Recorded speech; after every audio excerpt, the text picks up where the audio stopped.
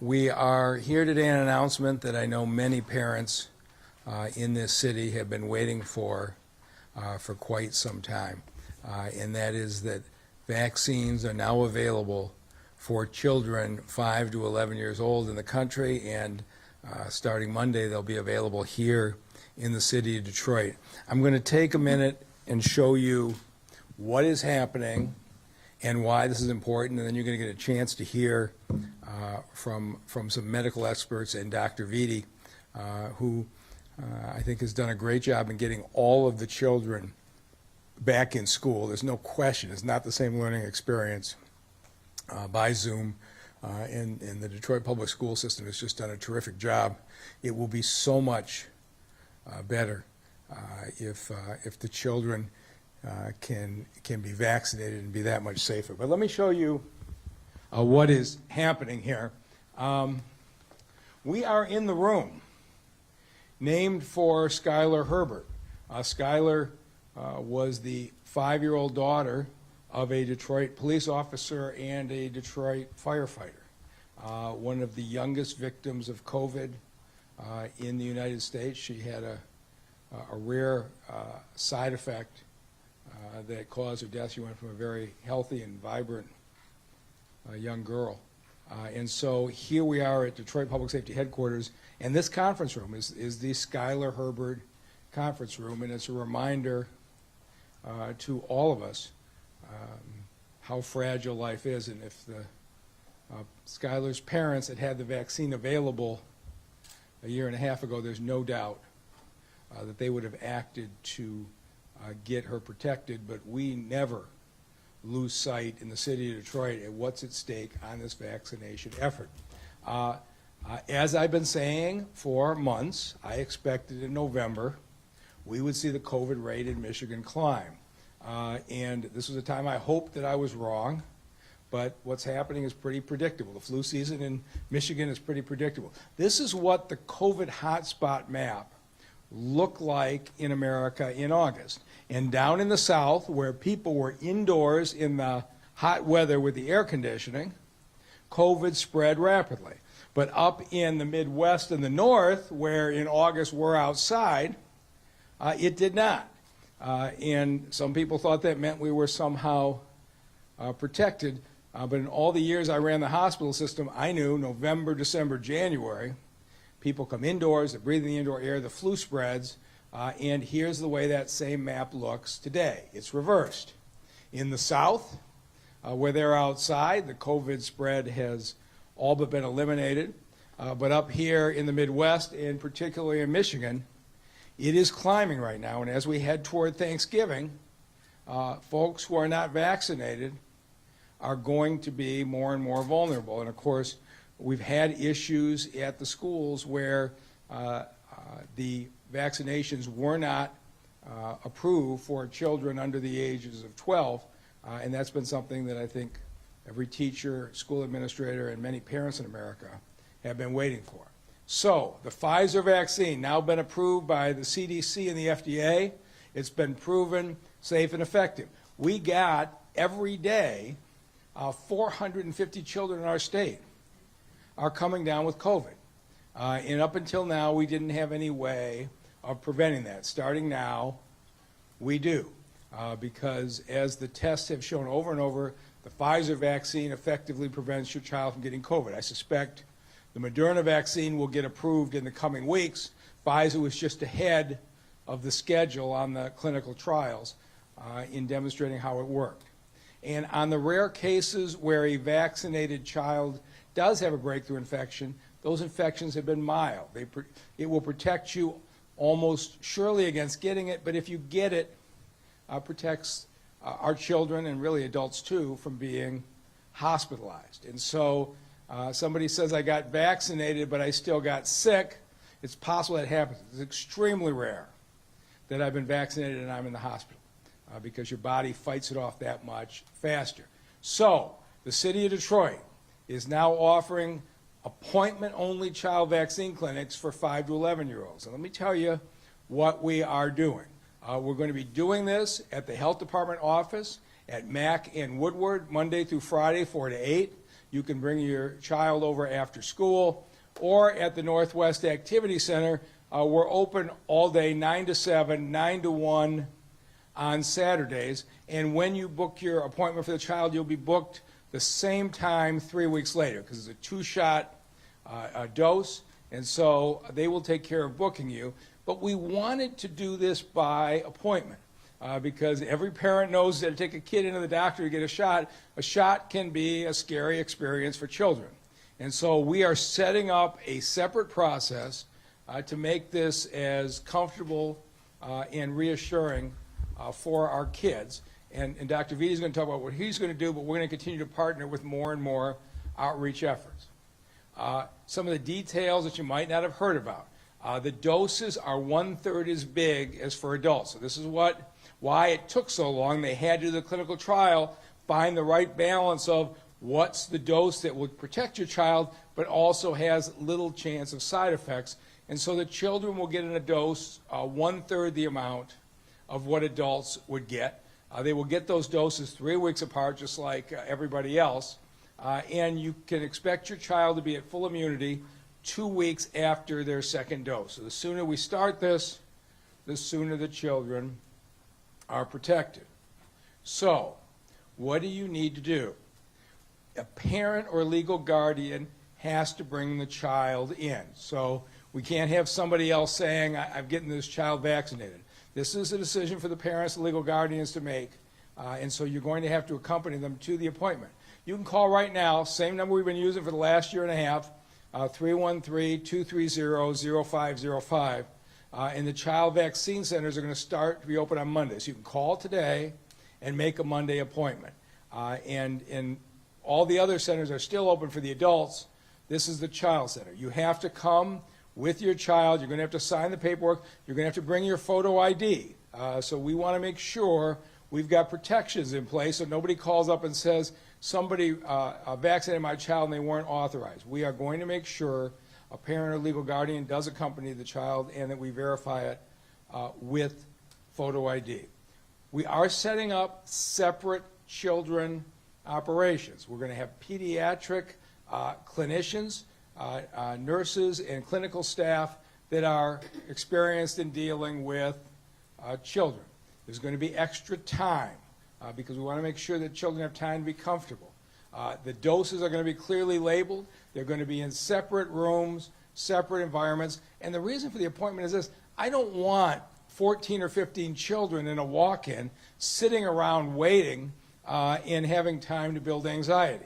And so you'll call up, you'll make the appointment, and your child will be able to come in, be in a comfortable environment, get their shot, be watched for 15 minutes afterwards, as is our standard protocol, and then head back out.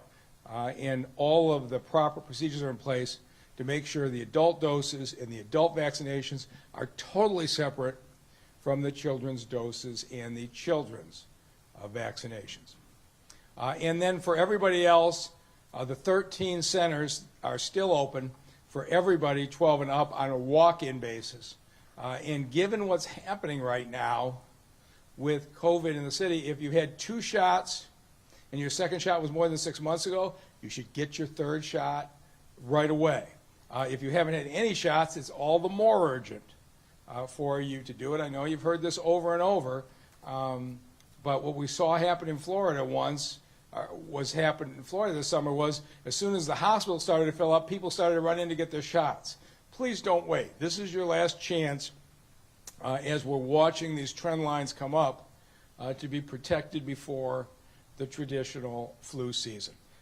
And so that's what we are doing here overall.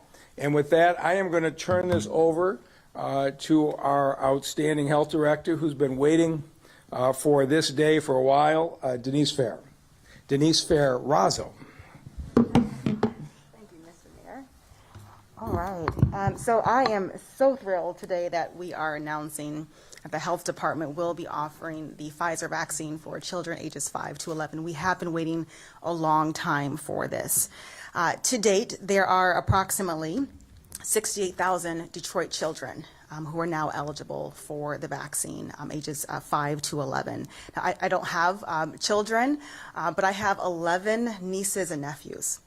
And they now have the opportunity to get vaccinated, and it gives me so much comfort knowing that they are protected and they will keep their family and friends protected.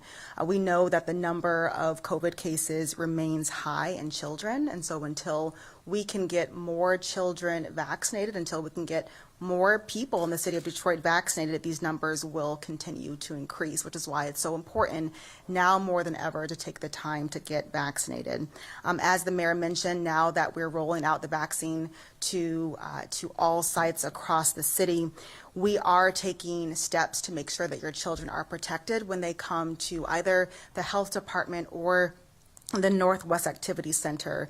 I know the mayor already mentioned some of those safety protocols, but I wanted to take the time to just mention one of them. We are giving more time for each appointment to allow parents who may be full of anxiety taking their child to get vaccinated. Sometimes could be a traumatic experience. So we are allotting enough time for the clinicians to talk to the children, to talk to parents, to answer their questions, again, to help ease anxiety and to support them through the process. As the mayor mentioned, the vaccines are very different, the adult vaccine versus the pediatric vaccine. So we are being extremely careful. The vaccines come in 2 different containers. They are separately labeled, they're color-coded, and there are syringes designed specifically for children. So again, we do want to make sure those safety protocols are in place. And I again encourage you to give us a call right now. The lines are open to schedule your child to get their appointment. Again, that's 313-230-0505. And also, again, please avail yourselves to all of the available vaccine clinics that we have across the city, whether you want to go to a rec center or one of our churches, the TCF Center or the Northwest Activity Center. There are multiple places for you to get your vaccine. You can call and make an appointment, or you can just walk into any one of our locations. And finally, in closing, I know parents and legal guardians may have lots of questions about getting their child vaccinated. And so at the health department, we have nurses that are available Monday through Friday. You can give us a call and ask any question that may be on your mind. You can call us at 313-876-4000. You can also tune in next week on our Facebook page. We will have a couple of physicians that will be hosting a town hall on Monday and also Friday to answer all of your questions as it relates to the vaccine. We know vaccines work. There's no doubt about that. And it's our best tool to get out of this pandemic for good. So please take this opportunity to get your vaccine. And now I'm going to introduce Dr. Carla Watson. She is a pediatrician at the Children's Hospital of Michigan, and she is going to provide you with additional guidance about the vaccine. And so, Dr. Watson, you're up next. So, my name is Dr. Carla Watson. I'm a pediatric neurologist at Children's Hospital of Michigan, and it's such an honor to be here. I'm actually a Detroit lifer. I'm born and raised in Detroit, and so it's such an honor to be able to speak to my community about something that's so important. So I really wanted to start about, I want you guys to remember how COVID-19 can affect kids. A lot of us, we remember that it doesn't affect them as severe or as often. However, it can. And when it does affect them, it can affect them in a very special way. There is actually a syndrome, it's called multi-system inflammatory syndrome in children. And this could be very devastating. It can affect multiple organs, and oftentimes this requires children to have hospitalization and ICU admission. Fortunately, most do well. However, the risk is death. So we must take this very seriously. I am very excited about this. I am not only a pediatrician who is currently in the hospital, and I see these cases on a daily basis, but I am a mother. I'm a mother to a 5-year-old male who has an underlying medical condition that put him at an increased risk of complications from COVID-19. So I take this very seriously. I am really looking forward to getting a vaccine for him. I want to assure you that it is very safe. We have been studying this vaccine for a very long time. And in children, fortunately, they only need a third of the dose because their response is very robust. They produce a very effective response. And so they may still be able to contract COVID-19, but fortunately, the complications may not be as severe, and they may not contract it as often. And so that not only helps them, but remember, they're carriers. They may affect us. So that helps us. That helps the entire community. So we must not take this lightly. And I also wanted to say that our kids, their social development is very important. Going to school, attending activities, football, cheerleading, that's very important for them. I just want some normalcy in our kids. Having to wear a mask, social distancing, we know is very difficult for kids. So this vaccine is very safe. We know it's very effective, and I've seen the severe complications of it. So please, I encourage everyone to really get the vaccine. We really want to return to normalcy. So I appreciate this time, and I'm going to turn the table over to Dr. Vitti. He's the Detroit Public School System Superintendent. Thank you for your time.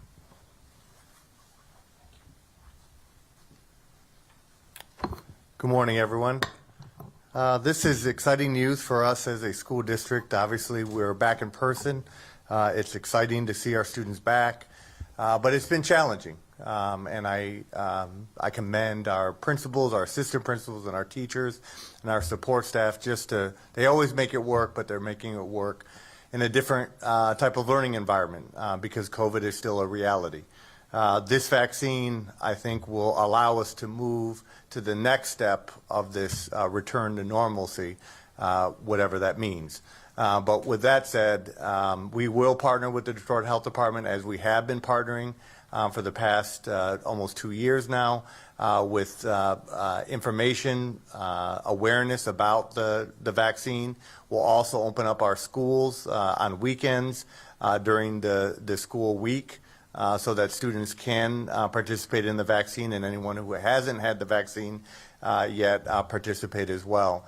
Not only is the vaccine important because it can keep the individual children from ages 5 to 11 safer, but it keeps homes safer. It keeps family members safer when students come back to school. But in the context of learning, it allows the learning process to return to normalcy, meaning if a child is vaccinated, even if they're a close contact to someone who may be positive, they do not have to quarantine. And so that is very important in a situation where we know that our vaccination rates are still needing to improve among the adult population, but even the student population. So naturally, we will deal with positive cases, but when we are dealing with those positive cases, an individual child, if they're a close contact, does not have to quarantine. And that allows that individual child to continue normally with the learning process. I believe, and others have recognized, that DPSCD continues to be a leader in COVID safety prevention and mitigation of spread. We have been calling for universal masking before it was mandated or other districts moved in that direction. We continue to test on a weekly basis. Over 70% of our employees are vaccinated. So this is now an opportunity for us to increase that vaccination rate among our students. So again, they can go to school day to day and not worry about being quarantined or to pick up the virus for themselves or their family. So we continue to work with the Detroit Health Department and the greater community to increase our vaccination rates. Thank you.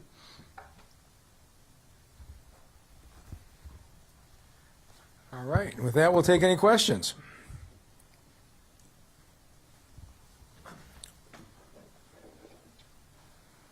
Hi, Kobe Levin with Chalkbeat. Dr. Vitti, can you provide any more details about vaccines at schools, when and where those will be available? So we're still working out the details. Definitely weekends are going to be optimal to work around family work schedule, and the family has to be there with the child. So it'll be hard to facilitate a vaccination process during the school day and during the work week. So primarily using weekends, but we are considering a couple days during the week as well, especially as we approach the holiday. And we're working out those details as a school district and even with the Detroit Health Department. Dr. Vitti, I had one for you also. John Hewitt, WWJ. When you talk of challenges, I know there are 4 schools right now on remote. Can you give a little more context on how they're doing, and at what point with COVID cases coming and going, do you get a tipping point where you have to close a school down like you've done? Can you give us a little more detail? Sure. So we try to avoid that at all means, just because it's taken us a long time to just get back to in-person learning. But at the same time, we rely on the advice of the Detroit Health Department to make those determinations.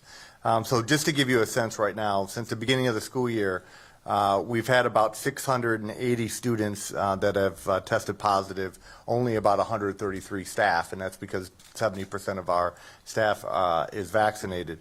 But the challenge is quarantining. So we've had over 3,000 students that have quarantined and about 160 staff members that have quarantined. And so when we talk about positive cases, DPSCD will talk more about positive cases because we're testing. We're the only school district that I'm aware of in the state of Michigan that is testing weekly, and that's everybody. Everyone has to test.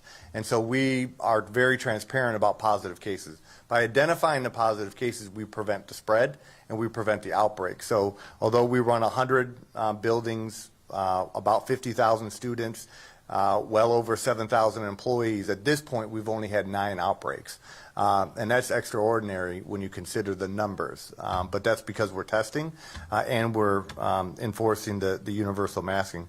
But to your question, yes, there are 3 schools that we shifted online learning for a couple weeks, Central, Durfee, Mumford, and Bates. And we made those determinations because through our testing process, we determined that there were multiple cases in multiple grade levels. And when that happens, that means that there may be more spread that we're trying to prevent. So individual positive cases are natural. They're going to happen. And because we test, we're going to identify those. But when we see multiple cases at one grade level, across grade levels, that leads to concern, and that's likely when we would probably move to a situation where we suspend in-person learning for anywhere from 7 to 10 days. And just to clarify, when an individual student tests positive, they're home for 10 days, 14 days, or how's it handled? So if they test positive, they're home for 7 days, and they can test on the 5th, 6th, or 7th day to come back the 8th. If they don't test, then they come back after 10. Thank you. I only have one more question for either the mayor or Denise, whoever wants to take it. I believe the latest figures I saw, 47% city residents have been vaccinated. Just the overarching question we've talked about previously, especially with children, a lot of people have different concerns. You know, getting people to buy in, I guess, is the point, when overall we're still not at 50% with adults. I'm not sure what your question is. Meaning if you know, we've always shot at 70% as the target, and we obviously haven't reached it, and I'm not trying to be half empty on the glass, but with children, I've heard people anecdotally have different concerns in regard to vaccines, let alone adults, less than half of the city residents getting the vaccination. Just wondering about, you know, efforts to encourage, as you have today, and whether you expect it to be more difficult, maybe, is the question with kids. So our goal has always been 70%. It's still 70%, and we do want to get to what we call community immunity, where 70% of the population has been vaccinated, and we know we're not there yet. In fact, when we add 68,000 kids to the denominator, we expect that number, 47%, to decrease to 42%. And our efforts are still to get the word out, to speak to people one-on-one, because residents still have questions. And at the health department, our job is to provide education so that Detroiters can make an informed decision on whether they should take the vaccine or not.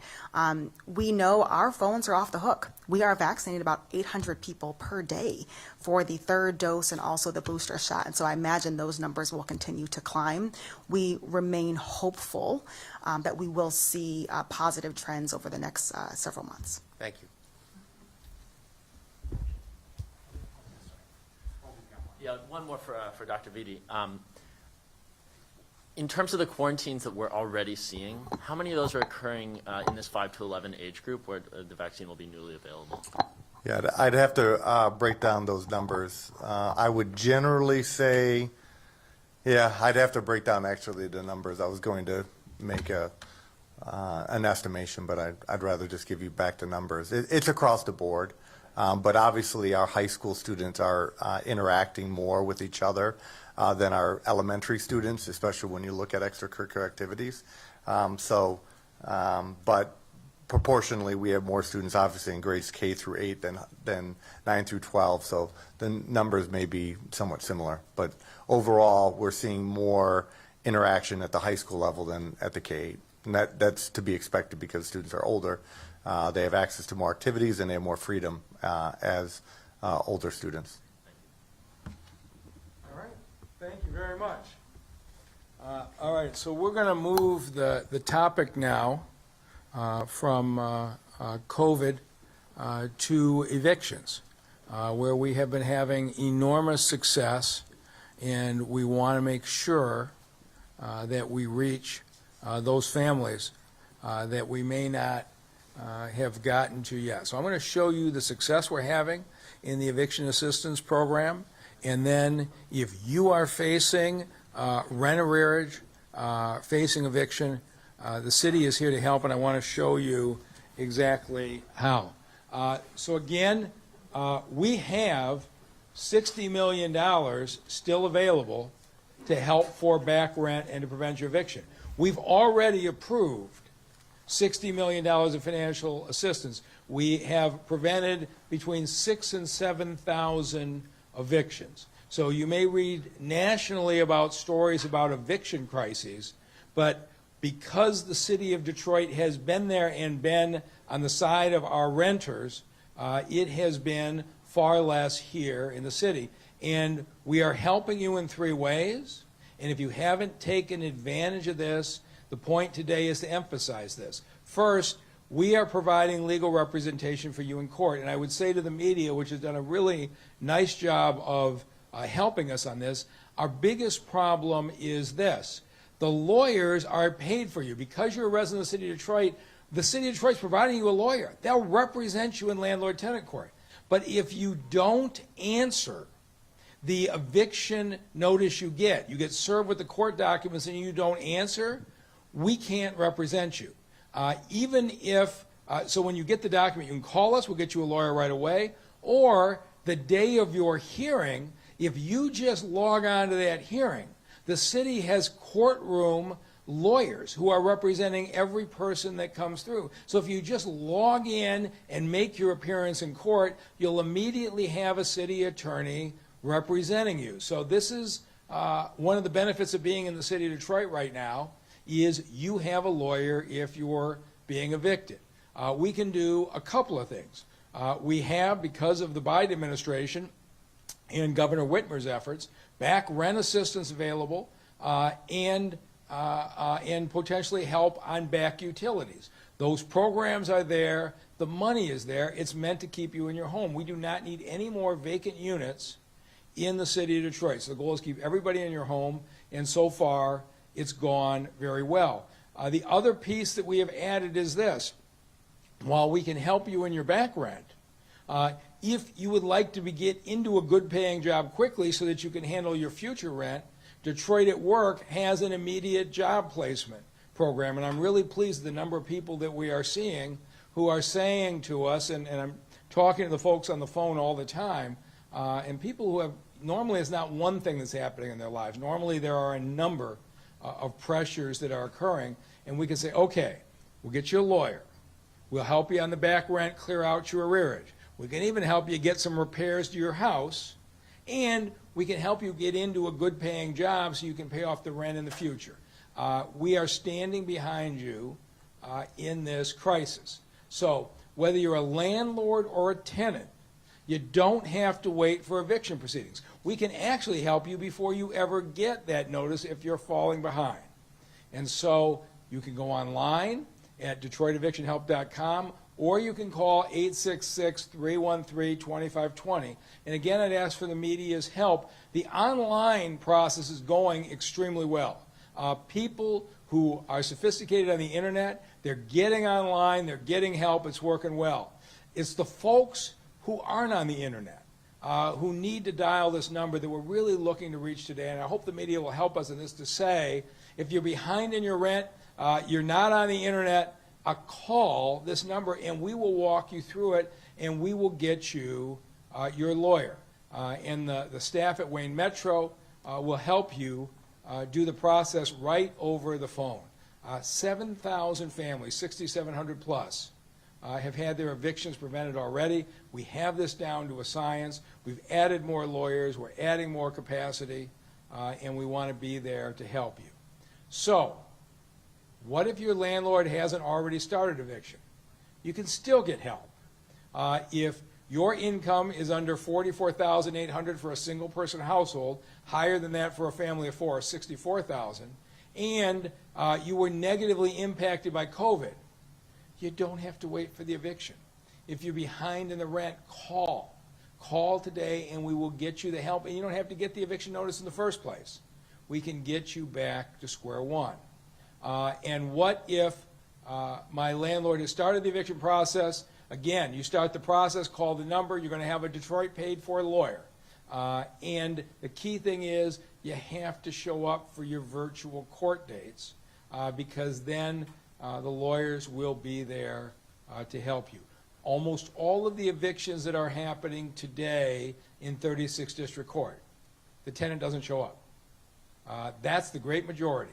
When the tenant shows up, in the great majority of cases, our lawyers can work it out to keep you in the house, get that landlord some back rent, and get some repairs to your house, which in many cases is a really important part of wanting to stay there. And if you are a landlord, you don't need to start the eviction process. You can come right to us, and if your tenant is behind, we'll start the process right now. And I think by now the landlords are starting to understand that the city of Detroit rental ordinance is being enforced.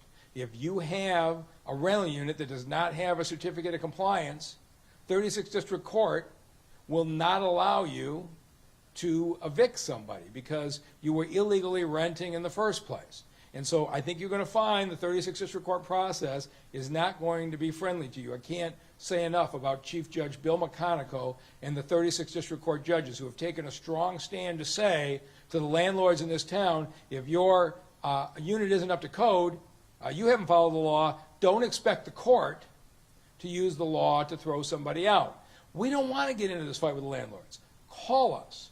We'll get you back rent, and we'll get you some money to make some repairs so that you'll be in good standing. We're not trying to fight with anybody, but it's very exciting to see the number of repairs that are being made to houses in the city as a result of this program. Not only the tenants staying in the house, but they're staying in a house where it's being fixed up. And if you want a job, the Detroit at Work Rapid Jobs Program is great. We've got some people being placed in as little as 24 hours. There are thousands of jobs open in this city today. And you don't have to navigate the classified ads like the old days. You just come to Detroit at Work. We've got 8 centers, and if you are behind in your rent, you will jump to the top of the list of everybody that Detroit at Work is working with because we want to make sure your housing situation is stable, whether it's you or your kids. We don't want you going to sleep at night wondering if you're going to be able to stay in your place. We're going to be there to help you. So whatever you need, we'll keep promoting DetroitEvictionHelp.com or call 866-313-2520. We've spent $60 million to keep the first 7,000 families in their home. We've got another $60 million. The help is there. All you've got to do is make a phone call. And so with that, I'm going to turn it over to the CEO of Lakeshore Legal Aid, the group that has represented very successfully a huge number of our tenants, Ashley Lowe. Ashley? Thank you, Mr. Mayor. I appreciate the opportunity to be here. Lakeshore is a law firm that provides free legal services to low-income people, seniors, and survivors of domestic violence and sexual assault throughout the whole state. And in the city of Detroit, we are so proud to be in a partnership with other legal aid programs, the United Community Housing Coalition and Michigan Legal Services, to provide representation and advice to tenants who are facing eviction. Our incredibly hardworking and dedicated staff are on every single eviction docket in the city of Detroit. So as Mayor Duggan mentioned, these are virtual hearings, these virtual dockets if you're faced with an eviction hearing. We used to walk into courthouses and go in the elevator and walk into the courtroom. That's not happening right now. Everything is virtual. So if you've been served with a notice for an eviction, you have a link on that notice that tells you how to log in. But don't worry if you don't have good bandwidth, you don't have Wi-Fi, or you don't have a Zoom capability. You can still use your phone to log into the Zoom call and participate just fine. When you get to the courthouse in that virtual hearing, the judge asks the tenant, do you want to talk to a lawyer? There's a free lawyer here for you. And if they do, they're placed into a Zoom waiting room. And what that means, it's a separate space on the Zoom call that is private for the tenant and the lawyer. So nobody can hear, the judge can't hear what's going on, and the landlord can't hear what's going on. And the tenant has the opportunity to ask questions and explain what's going on to the lawyer. So the lawyer will listen to the tenant, find out the situation, and then give some advice. And we're always giving advice about the rental assistance programs that are available. As Mayor Duggan made very clear, there are funds available to help tenants. It's back rent, it's future rent, it's utilities, and even an internet stipend. So there is money available, you just have to apply. And anybody who is behind in their rent should be applying. You don't have to have that eviction notice, you don't even have to have a notification from your landlord that you were behind. You just need to either go online or make that phone call to start the process. And it's relatively simple. You just need a few pieces of proof. If you have a lease, get it. If you have notice, proof that you're behind in your rent, have that. Proof of your income. Very simple, and that'll get you started. And if you need help, you can call the phone number and someone will walk you through that application process. Also, and this is critical, if you are served with a notice to appear at one of those Zoom eviction hearings, you must appear. Legal aid attorneys are doing great work and they're providing a lot of services, but we can't do anything unless you appear in that court so that we can talk with you. And so some things that we advise on, if you have subsidized housing, maybe you have a housing voucher or Section 8, there are special rules that apply, special protections, and the legal aid attorneys can help advise you about that and enforce those rights. Also repairs. Everybody has a right to live in a safe space. And if you need repairs, that's something that the legal aid attorney can help with. And advise tenants that you can't be penalized for asking for those repairs or even asking for an inspection. So know that legal aid attorneys are on each of those dockets and ready to help tenants stay in their homes. And at this point, I'm thrilled to introduce one of those tenants who needed some assistance in staying in her home, and that is Ms. Janice Pemberton.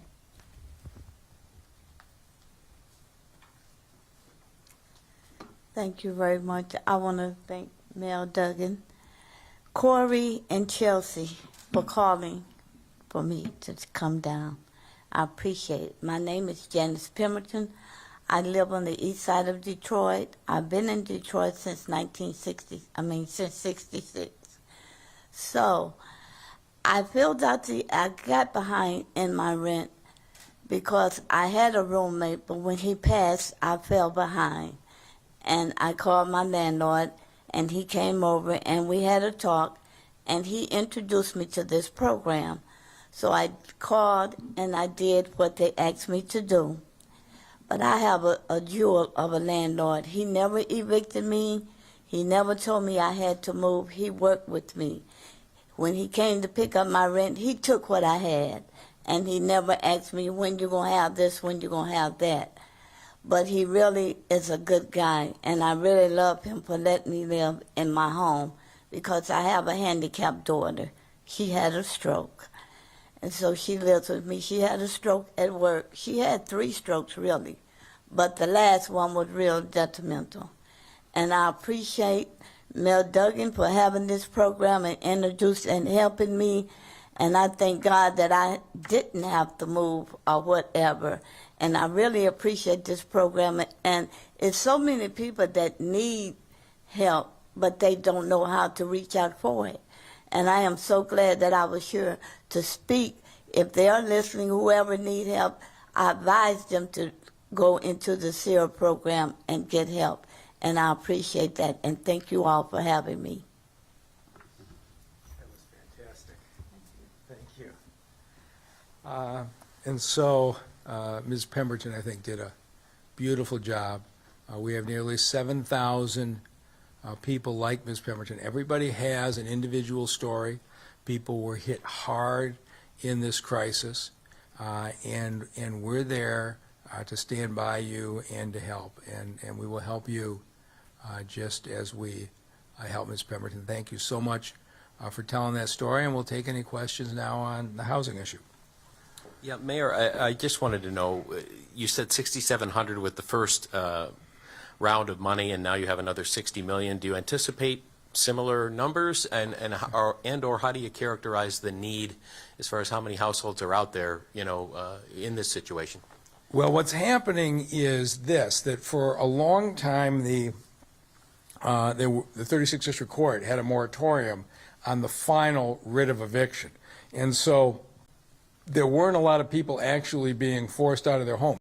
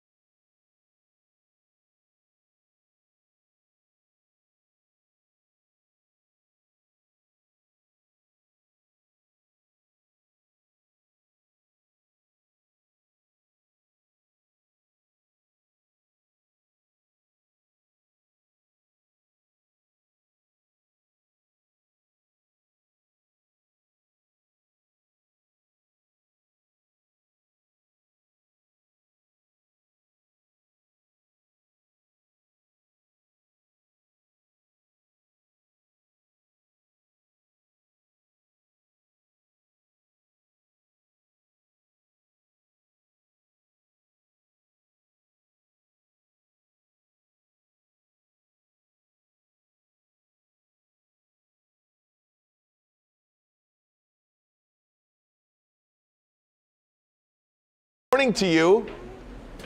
Morning. Good morning. Thank Good. you for having us. Absolutely. Now, Karen, I understand